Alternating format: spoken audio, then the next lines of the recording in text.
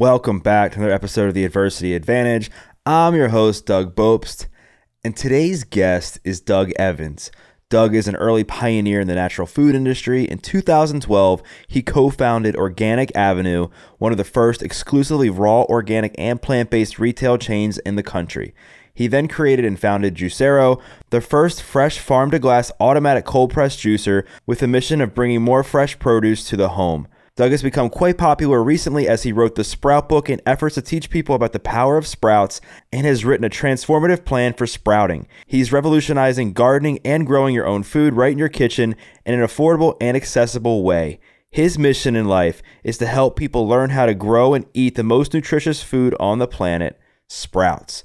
So let's get this conversation going and welcome Doug Evans to the Adversity Advantage podcast. Doug, welcome to the podcast. Doug, thanks so much for having me. I've been looking forward to this since we first met several months ago. I know, me too. I feel like we're kind of kindred spirits, not only because we share the same name, but we share the same passion for life and helping other people improve their health and wellness. And I guess where I want to start with you is sprouts, because to be honest, I didn't really know too much about sprouts. I honestly didn't even know it had its own niche until looking into your work and hearing you on other podcasts. Because I think, like many, when I think of sprouts, I thought of, broccoli sprouts, Brussels sprouts. I thought of bean sprouts that you might get on a salad or a sandwich. So if you could paint a picture for the audience in what you've learned, what are sprouts and how are they different from the traditional Brussels sprouts and everyday sprouts that we see in the stores? Wow. Well, first of all, Brussels sprouts are kind of a sprout, but they're not really a sprout. They're a human engineered plant. That's what Brussels sprouts are. The sprouts that I'm talking about are nature's first food. These are the seeds of plants. So if you think about the origin and the arc of a plant, goes from seed to sprout to microgreen to tender vegetable to mature vegetable.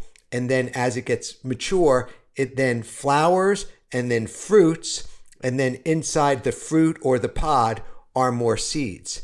And so this happens in broccoli, radish, clover, azuki, arugula, chia, all sorts of lentils and legumes. And most people think of sprouts, other than Brussels sprouts, of alfalfa sprouts for the hippy dippy trippies or the mung bean sprouts in Asian cuisine. And for me, I look at all vegetables start as seeds and all seeds germinate and sprout.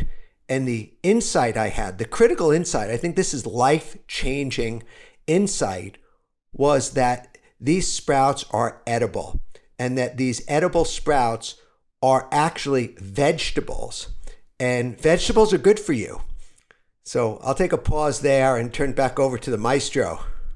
Yeah, I think that's a good place for us to kind of shift gears just a little bit before we get into more context about the sprouts that you're talking about, because like I said, I think a lot of people have this idea when we hear sprouts, we think of, oh, you mean Brussels sprouts or alfalfa sprouts or bean sprouts or just stuff that you might see in the store. But a lot of that, like you said, is kind of more man-made and not necessarily just fresh from the ground like you're speaking of. But I want to kind of take it back a little bit into what inspired you to what was going on in your life at this time, where it inspired you to kind of take this route down, looking into the research of sprouts specifically, because you hear a lot of people, they make transformations in their health and they start eating more whole foods, more vegetables, more different, better sources of protein, whatever they do.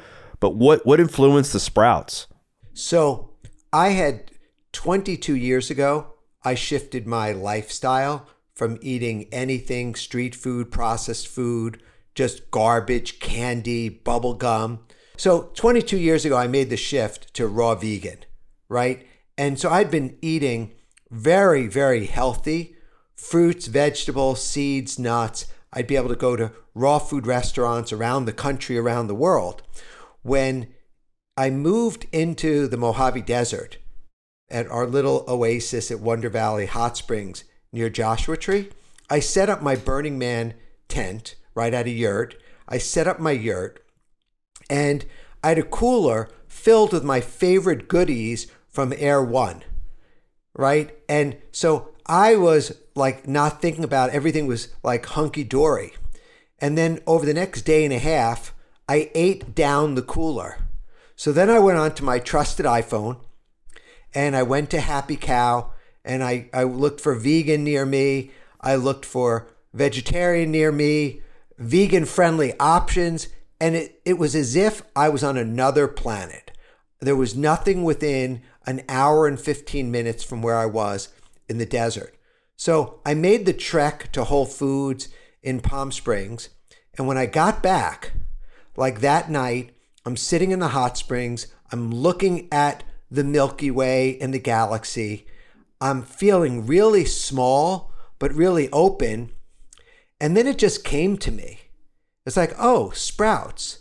And I had been eating alfalfa sprouts, mung bean sprouts, sunflower sprouts over the years, and I love them. But they were always a garnish or something that I would add to my diet, but it was never like a meal. I never had a sprout-based meal.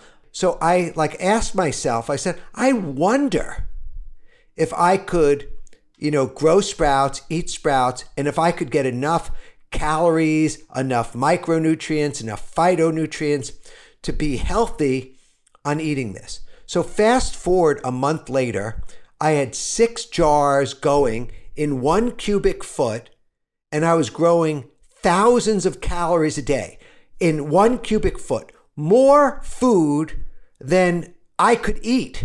And I like to eat. And that was the most mind-boggling, eye-opening, transformative awakening of my life. I'm 55 and a half years old, so I'm at like the midpoint of my life, right? And this was the insight that drove me to sprouts was, number one, sprouts are vegetables, vegetables are food, and every benefit of the whole food plant-based diet, so the Simon Hill diet, the Darren Olean diet, the Rich Roll diet, right? The Novak diet, can be achieved eating sprouts. So that was like, whoa. Number two, you could get every vitamin, mineral, amino acid, phytonutrient, polyphenol, bioflavonoid, prebiotic, probiotic in sprouts. So in the past, people would have protein powder, whether it was whey or soy or hemp or chia or any other protein pea extrusion. Turns out that 1 cup of, say, garbanzo bean sprouts, sprouted chickpeas, 1 cup, 250 calories, 20 grams of protein. So even guys that have nothing in common with me, like Ben Greenfield, had me on his podcast to talk about sprouting sprouts, and those are his favorite vegetables. And this is a guy who doesn't like vegetables who's now sprouting all the time. And so when I thought about sprouts as vitamins and minerals, that was another holy woe me, right? That was another eye-opening thing. And then the third thing, not too far from you, I discovered Dr. Jed Fahey from Johns Hopkins University, who was running the chemoprotective department, the lab in Johns Hopkins, where they were researching the chemoprotective properties of sulforaphane in broccoli sprouts. And then when I Googled broccoli sprouts and research, right, there were more than 2,500 published peer-reviewed papers on broccoli sprouts and sulforaphane for the treatment of cancer and autism and Alzheimer's and detoxing benzene from the lungs and regulating insulin levels on diabetics. So it was like sprouts are medicine. They're not just food, they're not just vitamins. Sprouts are medicine. And, there's work around sprouts building a healthy immune system and sprouts for treating autoimmune diseases. And so there was a purity in the fact that you could take this seed, add water without soil, without sunshine, without fertilizer, pesticides, insecticides, fungicides, just the seed and the water. And within days, not weeks, months, or years, within days, you could be growing your own food. And it's like when the world was going nuts 2 years ago and you couldn't get toilet paper, there's lines out the stores, like madness. I had 100 pounds of sprouting seeds. That was 6 months worth of food. And I was able to just be chill because intellectually, physically, spiritually, I was in harmony with nature, knowing that I was eating the healthiest food on the planet. And that's what drove me to write the Sprout book, right? Like I wrote this book because no one had published anything on this of any sort of meaning and significance. There were a lot of hippy dippy trippies writing about this over the years, but there wasn't a powerful force that could get on your podcast to talk about sprouts. Like no one was doing that. So I said, I will fill those boots. I will carry the baton. The sprouts are super intelligent because they've survived since the beginning of time, but they don't have a voice. So I decided I would become the voice of sprouts. Let's go. I've never heard someone so fired up and passionate about a food in my life, and I love it. So Doug, I want to get into some things that you just brought up. One is you talked about how you can get all the vitamins, minerals, amino acids from sprouts in themselves. But I guess, people might say like, all right, like, well, which sprouts would I have to eat in order to accomplish that? Because it's not like you're going to be able to eat just chickpea sprouts all day and then you'll be able to get your palette of food. So like if somebody were to say, okay, I want to get like just the basic sprouts in my nutritional diet every single day, if you were to pick 2 or 3, like what would be the most beneficial ones? So from a medicinal point of view, right, from a longevity point of view, broccoli sprouts are like key, easy to grow. I'd have that. Lentil sprouts are the easiest sprout to grow. And, lentils are the staple of the plant-based diet around the world, right? In India, for dal. And most people don't realize when you sprout lentils, you double the antioxidant levels, you triple the vitamin C, and you quadruple the soluble and insoluble fiber. So what is it about that? Like, why does it do that? Is it part of the process? Is it just less processed than if you cook it? Definitely. When you cook it, like you're still getting fiber, you're still getting minerals, you're still getting proteins, but vitamin C does not get obliterated under heat. Like vitamin C is a raw thing. Enzymes are raw. So what happens is that, we live in a convenience culture. I wouldn't be like many parts of the world, they don't have clean water, right? So they have to cook everything just to reduce the microbial load. Where we live in this privileged world where we have high quality water, high quality seeds, when you sprout these, a dry lentil is a complete plant organism living in a dormant state. So it may look like a pebble, you could chip a tooth on it, it's in a dormant state. But when you sprout it, it comes to life. And that's what I was talking about, sprout intelligence. It knows, and it contains within it, that little lentil has within it the endosperm, the embryo, the testa, and the fuel that it needs to grow for a week without soil, without sunshine, without fertilizer. It's all already built in, and it knows when to germinate.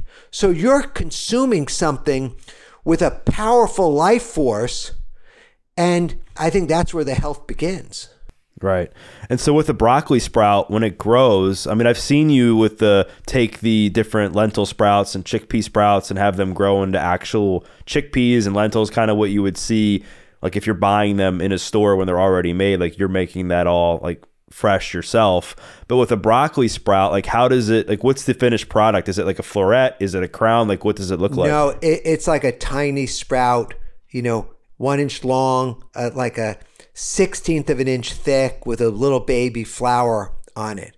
And what's interesting, if you were to take a mature market stage broccoli, right, the roughage on that is really hard. right? Different parts of it are hard. Every part of the broccoli sprout is tender. It's mostly water-based, highly bioavailable, can easily be digested and broken down, in the stomach, in the small intestine. So it's a very easy to eat food. But the stage of the broccoli, would go from seed to sprout to microgreen to baby green, and it would take 100 days and about 50 gallons of water to get like the market stage broccoli. So if you think about, you can grow 1 pound of broccoli sprouts using 1 gallon of water, but that full 1 pound of broccoli floret may take 50 gallons of water in 100 days. So I haven't even spoken about that recently, but that's another fact that's very seductive and appealing about broccoli sprouts. So it's just more better environmentally, you're using like less stuff, so it has less of an impact on the environment. Yeah, less of an impact on time, on waste. And also, when you're buying broccoli, depending on where you are, you're in Baltimore. I don't know if they're growing broccoli in Baltimore. They're shipping that from somewhere else. So you're shipping water weight. The idea of being able to send around dry seeds and use local water and have that fusion of the water and the seed happen locally is another exponential benefit. Right. So let's use broccoli sprouts as an example. I know you talk a lot in your book about like how to do this and everything, but I feel like a lot of the listeners will get out of like maybe like you helping to walk through a process of just taking like one of these examples, because a lot of people like to do it yourself projects. A lot of people like planting their own flowers, their own plants. And I think what I've seen is you've created this movement of people sprouting. We just mutual friends, obviously, that have begun sprouting, including, we've seen Dr. B, I've seen, Mike Posner and others that have just gotten hooked on like you showing them how to sprout. So let's just say that somebody listening to this wants to start with broccoli sprouts. Like, what's the first thing they need to do, and then walk them through the process? Any glass vessel or jar, I prefer glass over plastic, some cheesecloth, and a rubber band as your primary sprouting tools. They've gone so far as to make custom sprouting lids made out of plastic or metal. But for me, in a very basic, and I just posted this on my Instagram, just my name, Doug Evans, just how to sprout with cheesecloth, because that's my favorite. And so you can make it quickly.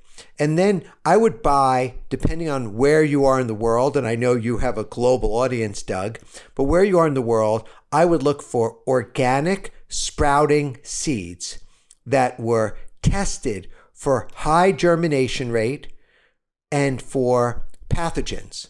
So in their process, like you could go into a bodega and buy, lentils from the bottom shelf.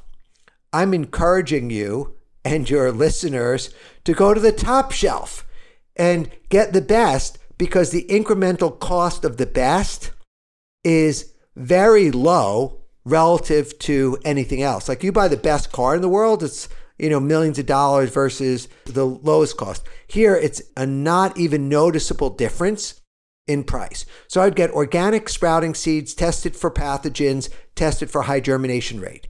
You then get a measuring cup or tablespoon and literally 2 tablespoons of broccoli seeds and about 1 cup of water, and you let them soak for 8 hours, just sitting soaking. And then you pour out the extra water, you rinse the seeds 1 more time, and then you leave the jar inverted at about a 45-degree angle, so almost upside down, so that any excess water that when you strained through the cheesecloth didn't come out before, over that course of the day would strain out, might even be drip for drip, drip by drip. And you do that twice a day.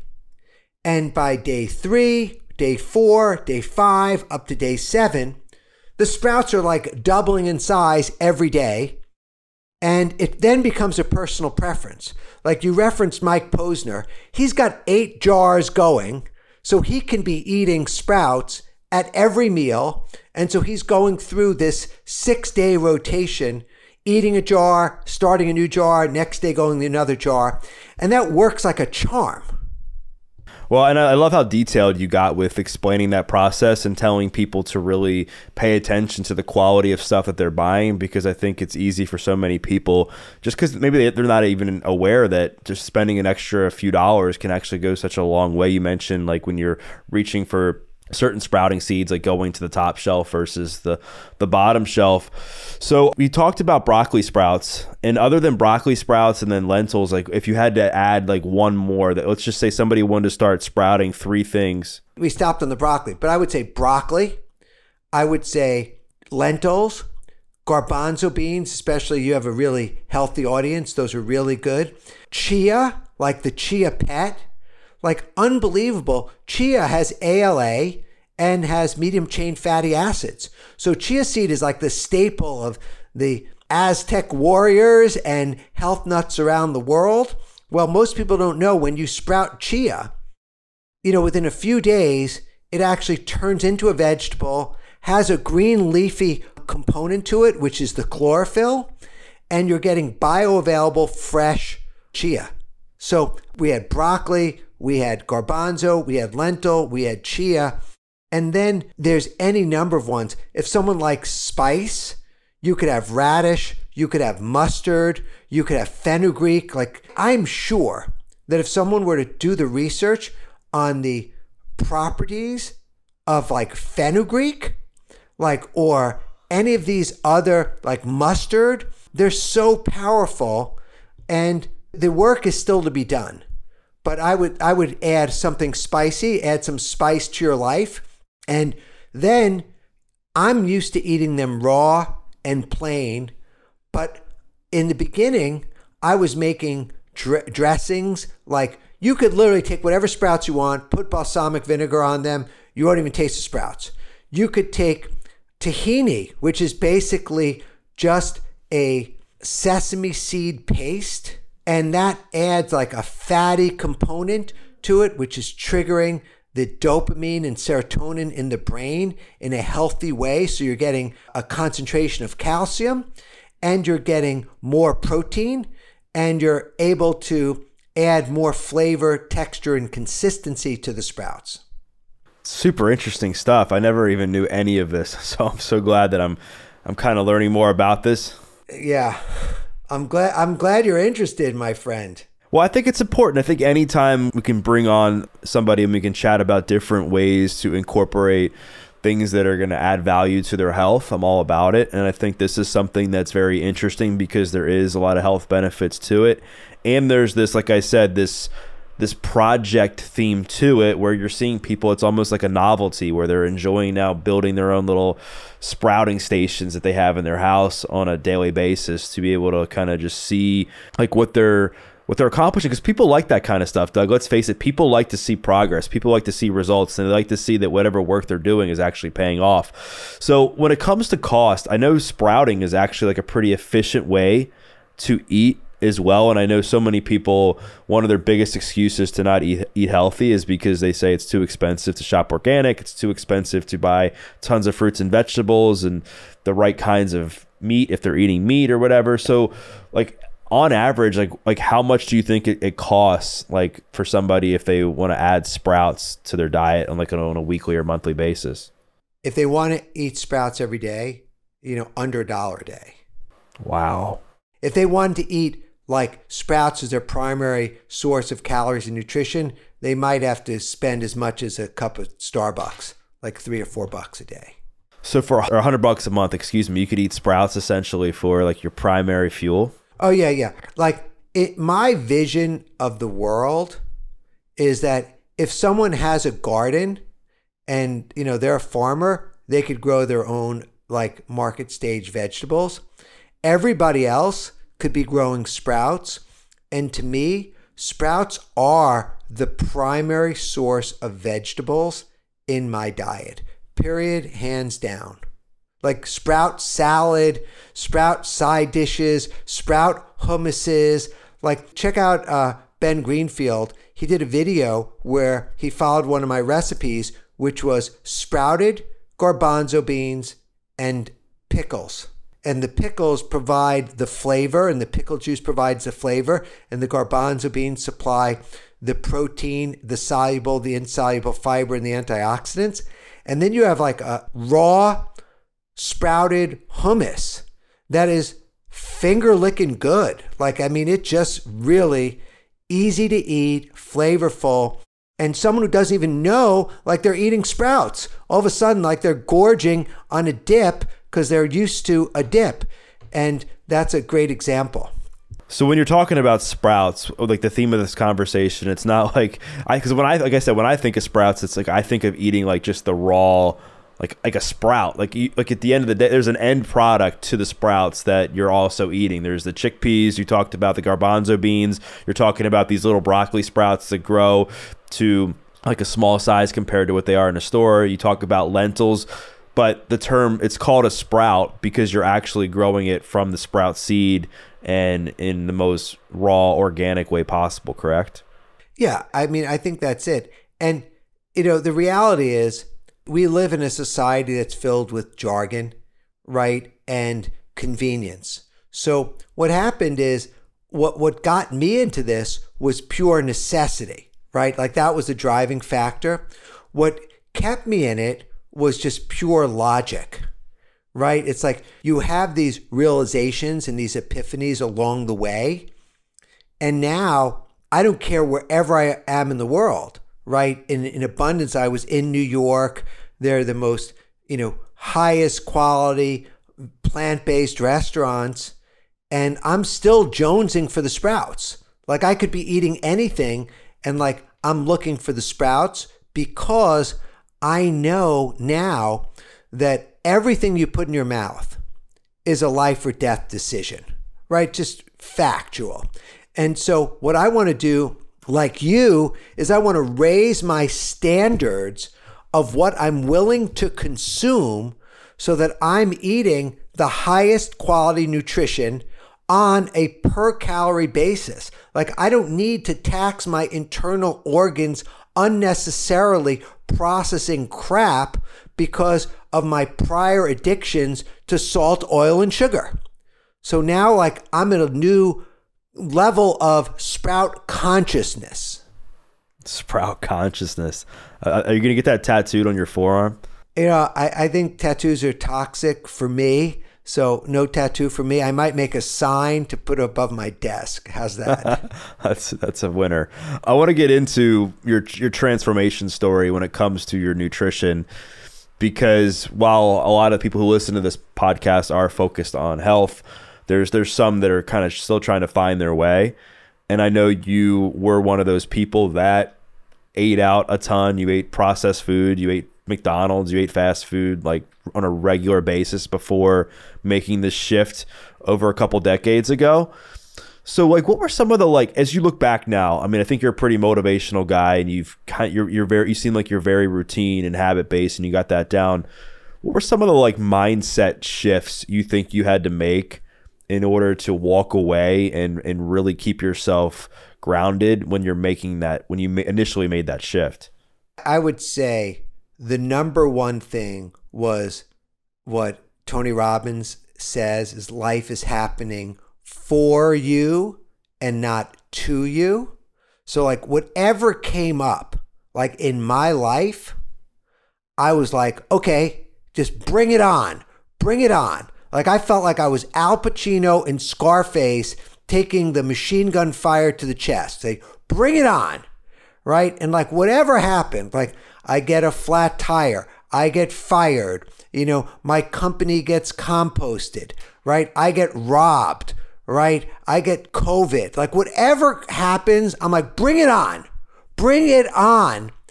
And taking on that attitude that I am the master of my fate, I am the captain of my soul, I will overcome any obstacle that is presented before me, that mindset, like that was the key. Yeah, and I know you've referenced Tony. I've heard you talk about him before, and I know he's had a big impact in your life. And that whole mindset perspective shift that you just alluded to is so important for people because, at the end of the day, and I was just talking about this the other day with somebody, is that Like, while so many circumstances that we face, so many things that happen in our life are unfortunate and that suck, and people are going to do us wrong and not be by our side or whatever, we can't change that. What we can change is how we choose to respond moving forward, how we choose to view that situation. Is it something that is going to bring us down for the rest of our life, or is it something that eventually we're going to hopefully move through and use it as a stepping stone for our own personal growth? I want to get into next, because you seem like one of the most like happiest, grounded guys I've ever come across, right? Every time I talk to you, you're like, I'm having the best day ever. I'm having the best day ever. But there's a lot of people that might be like, he can't be having the best day ever every single day. So like, what brought you to that saying? And then what do you mean? Like, what's the meaning behind that? I mean, the meaning is this moment, this day is all like I have. You may have more, right? That's all I have. Like, this is the moment.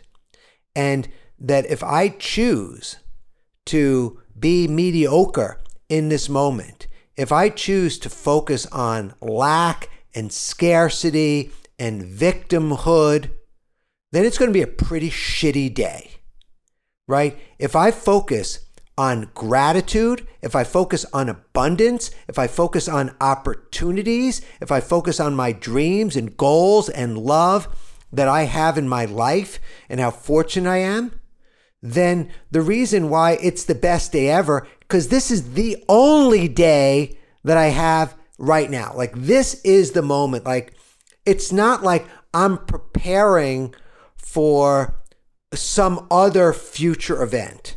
It's like, okay, I'm talking to Doug. Doug is a powerful motherfucker. I'm going to talk to Doug today. How do I want to show up for Doug? Now, I'm not running around my house 24 hours a day looking in the mirror saying, hey, I'm having the best day ever. No. It's when I encounter someone, to me, it's a trigger to show the fuck up, right? Show up and give that person 100%, and that's the best day ever. So every interaction is an opportunity for me to stretch and push and show up in that best day ever consciousness. Love it. I love it. Well, how did you get to that point though? Like, cause I know that you've had your struggles through the years, and the reason I'm bringing this up is because there's a lot of people that have had struggles over the last several years. And because of that, they feel defeated. They feel uncertain. They're in this scarcity kind of mindset of, oh my gosh, like what's going to come next? But I know you had to make that shift for yourself. So like, what was going on in your life at that time that shifted you from that person that was like looking down that victimhood street, if you will, to then embracing this abundant life? Right. I think there's been so many people before me that have been inspiring, right? From Maya Angelou to Mahatma Gandhi to the guy who ran the 4-minute mile to, so many various people, to Vince Lombardi saying he never lost a game, he only ran out of time, right? To the Napoleon Hills of the world and W. Clement Stones and Frank Betcher and, Jim Rohn and all these people, right?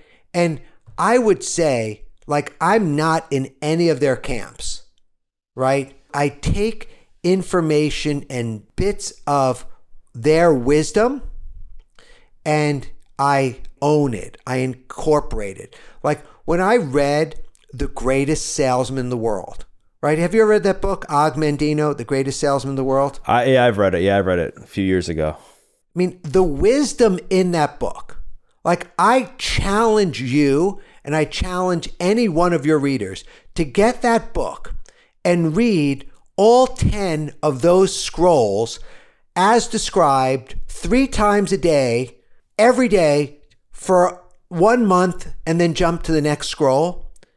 And that will just shift the mindset, the words, the logic. Like I was on Darren Olian's podcast and he was sitting in my kitchen and we're talking and he had never read the book. And I looked him in the eye the whole time. There's no teleprompter, there's no thing. And I recited to him the entire chapter on persistence. And it was like a turbo engine. He was like holding on to his seat because those words are now impregnated into every living cell in my body.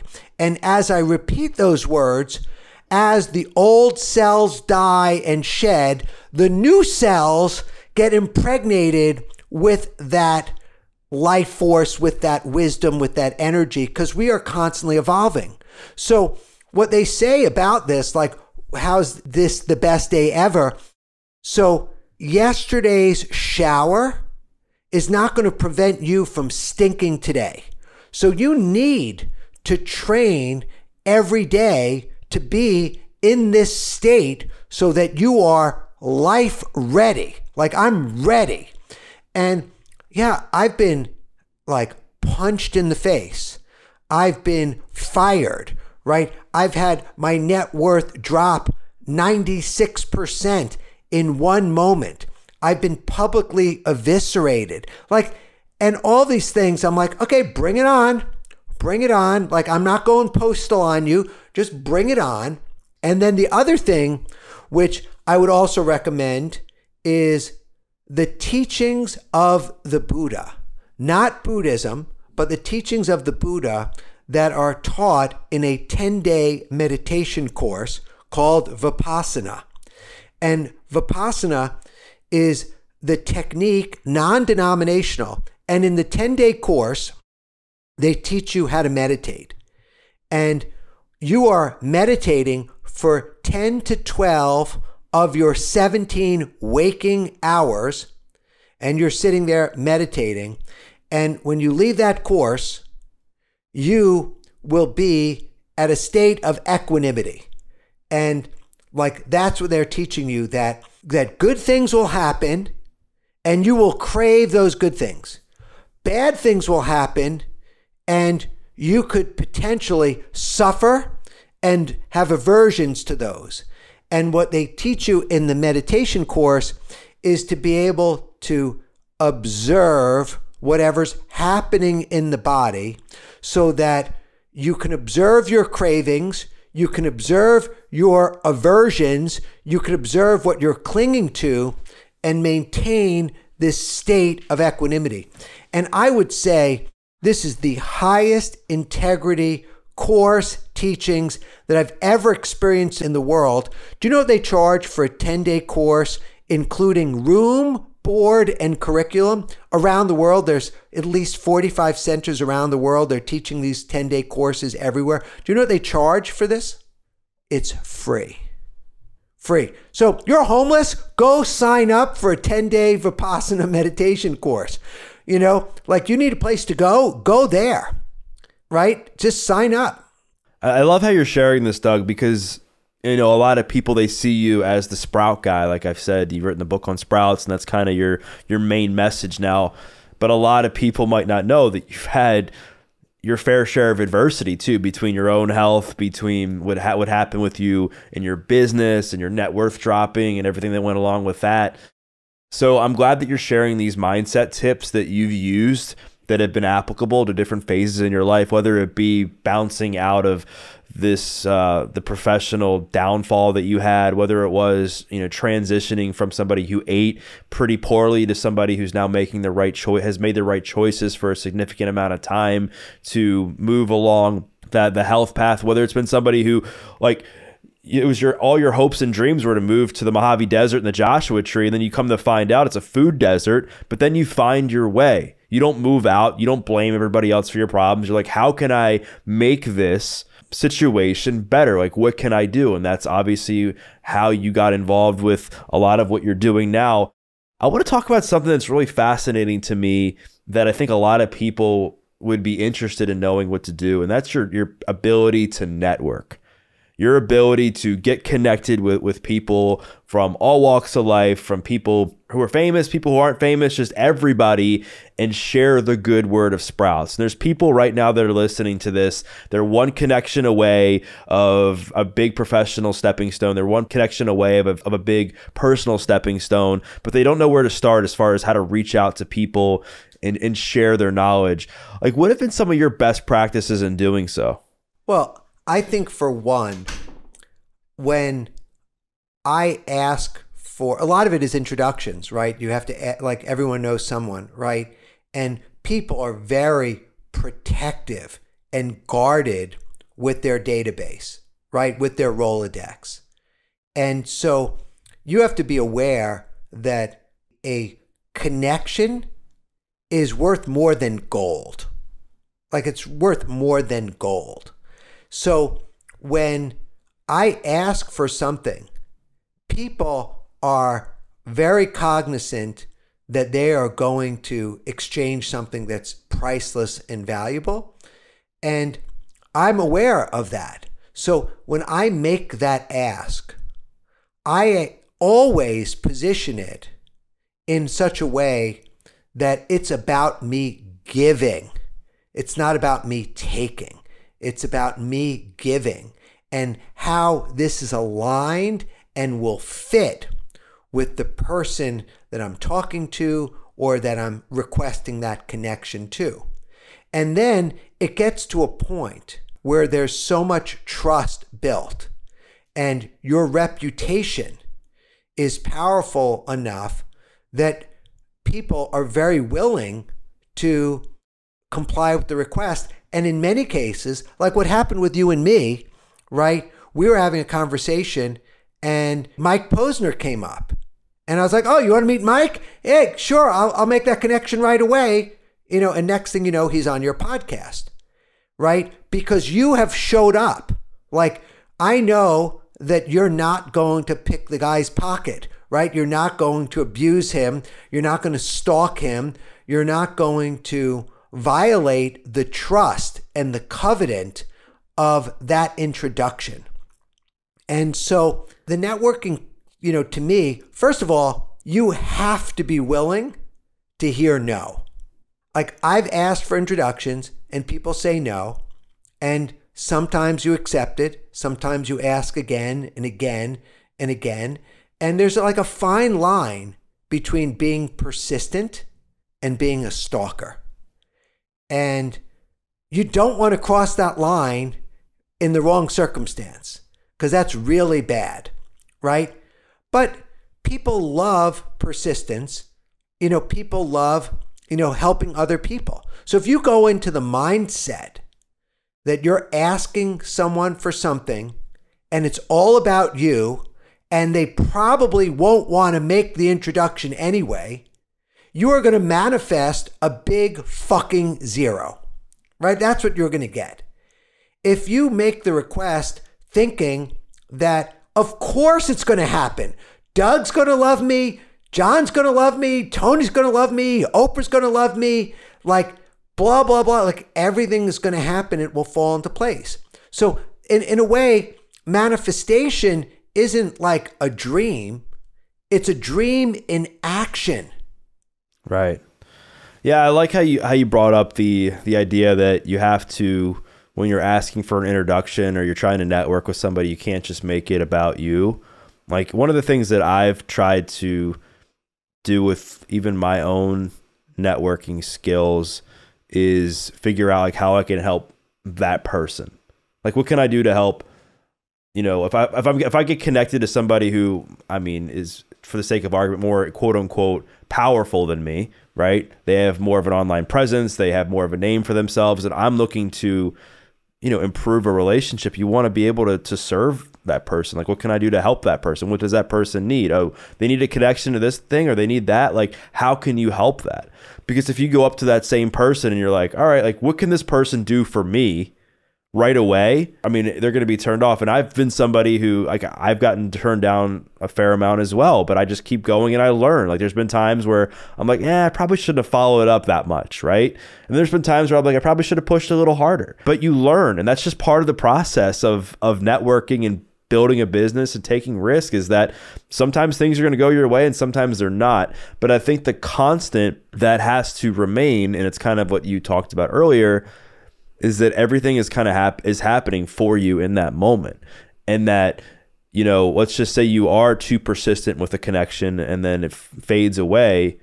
Well, now you can learn from it and say, oh, like, maybe I shouldn't have followed up like 5 times that day, or maybe I shouldn't have asked for too much. Like, how can I adjust? Yeah, look, I think that in the end of the day, everybody's human, right? Everyone's human. So there are no superheroes. I remember reading a book probably 25 years ago by Glenn Clark, and the book was The Man Who Tapped the Secrets of the Universe. And the interviewer in the book asked Walter Russell, tell me like how this happened for you. Like, how did you become this genius? And he said, I believe sincerely that every person has consummate genius within them. And some appear to have it more than others. But the awareness or unawareness of that genius is what makes one into a master or holds them down to mediocrity. So I think if you take any person and you convince them that they are a genius and they can be inspired to go the extra mile, to take the initiative, to use those 168 hours every week for productive purposes. And it doesn't matter whether they're learning a language, or they're learning an instrument, or whatever it is. If they believe that they're genius, they can manifest a certain degree of genius in any walk of life. And so that's a belief that I have, that I could become a sprout genius, right? Like, I knew a little about sprouts because I ate them, right? And then I started to grow them. And then I decide I'm going to go deep. I'm going to go really deep on sprouts. And the more, this almost sounds so trite, but the more I learned about sprouts, the more I realized I did not know, right? And I just didn't know. And I didn't get discouraged. I just went deeper and deeper and deeper.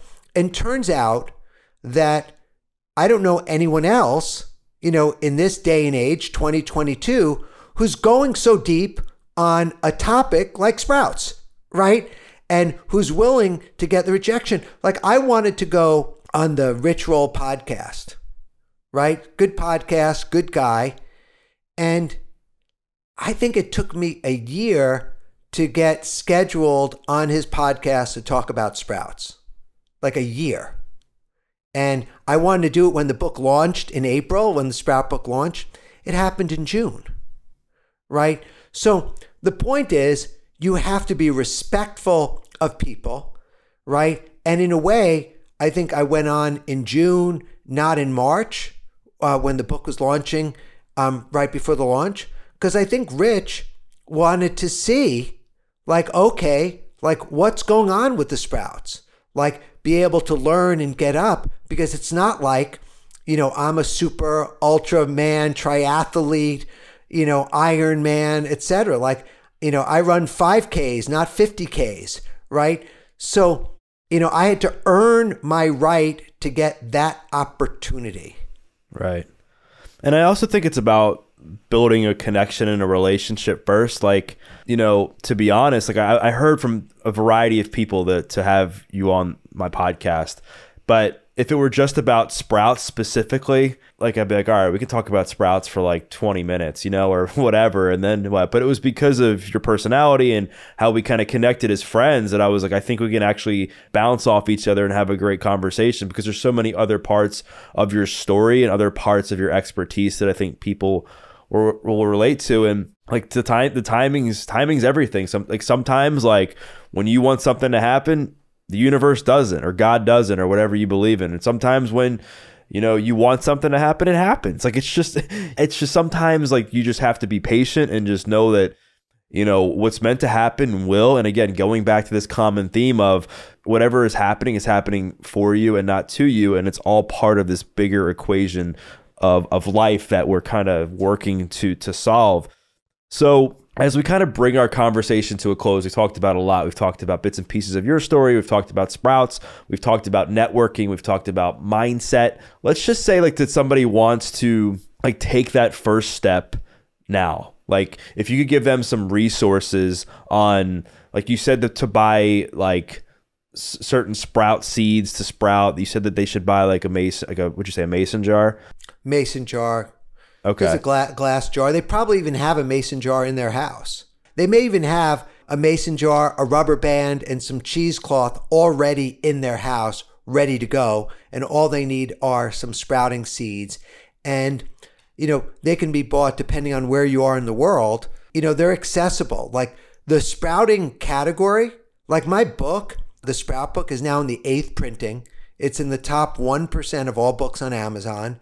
And all the sprouting vendors, like around the country, have doubled, tripled, quadrupled in size. Like they're just booming, with the category because sprouts are becoming a thing. Like when you look back on this show, like that we're doing right now, this is like pivotal, seminal moment in the history of sprouting because you're going to start to see in high quality restaurants around the world, sprouts are going to be on the menu. Like people are going to start to use them because from a food restaurant perspective, they're low cost, high nutrition, and they can make good profit on them.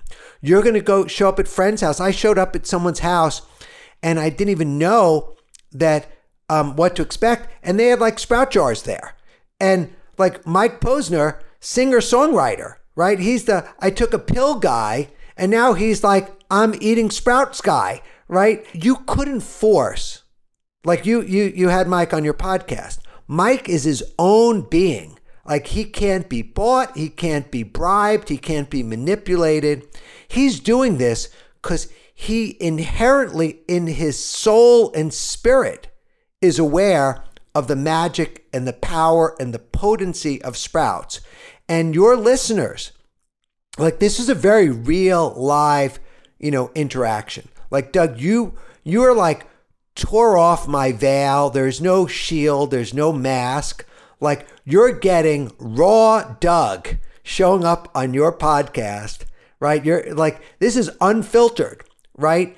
And I'm still like, it's so interesting because I'm this raw vegan yogi sprout guy, but inside there is a fire. Like there is a inferno inside of me. And I don't often get a chance to, I was just on the phone with like anchor person in New York City because we're working on when they reopen live filming in the studio to go on the show. And like, I'm passionate, but I'm like stoic. No dropping F-bombs, no like going off the rails, like everything is tempered. But I would say your audience can handle this. Sprouts are food, sprouts are vitamins, sprouts are medicine, sprouts are affordable, they're tasty, they adapt to any flavor, any cuisine. In my recipe book, I hired the recipe developer who did Oprah's recipe book. And I challenged her to come up with me to develop 40 recipes that were about 50% sprouts, 50% raw vegetables, fruits, seeds, nuts, etc. And the recipes are showing up everywhere and people are loving them. And now they're like improvising. So I would say I would love to see, I love answering questions. I love providing the thoughts. And I'm grateful that you gave me the opportunity to show up unfiltered on your show and talk about sprouts and some other life tips. I love that you showed up in the way that you did, man, because I know sometimes it can be hard to like think to be like how should I say this, or are people gonna judge me, or how much should I really like unleash when I'm speaking, and you were the real deal and brought everything, and I'm very grateful to know you and to call you a friend. And I guess like the last thing I want to summarize a bit is, let's just say somebody who's listening to this, they want to start sprouting like now. They're done. They've hit the pause button. They're like, all right, what do I do? So they get a mason jar. Then they're going to go to the grocery store. No, I'd go online. There's dozens of companies online. Sprout Man, True Leaf Market, Sprout House, Sprout People, Johnny Seeds, Mums. Like there's so many choices, for sprouting seeds, sprouting equipment. When I was researching the book, there were about a dozen different sprouting tools you could get on Amazon. Now there are, no joke, 1,000. Like, it's just like, everyone is jumping in on the bandwagon, and it's becoming ubiquitous. So soup to nuts, somebody wants to do this online. They buy the sprout seeds from one of these sites or companies you just mentioned. They have the mason jar. And let's just say, again, let's use the broccoli sprouts as an example. Like, what are some of the exact steps that they would take to do that? Exact steps. Take 1 tablespoon or 2 tablespoons of broccoli sprout seeds, put them into the jar. Use the best water you can. Like, I use distilled water. You could use spring water. If you have to, use filtered water or regular tap water. I don't give a hoot. Use the best water you can. And for 1 tablespoon of broccoli seeds, you could put 1 cup of water. You want to make sure all the seeds are submerged. Then you put the cheesecloth on the lid. You let the jar sit vertically for 8 hours. Then you strain the water out and you rinse it again, and then you put the jar at an angle. I use a dish drying tray, like the drying rack. You could see it on my Instagram, Doug Evans. You see like tons of pictures of it. You let it drain, set a timer on your phone 8 hours later, and then you do it again. And that's it. You just rinse them twice a day, maybe 3 times a day if you're in a dry, arid location like I am in the desert. And then you're golden.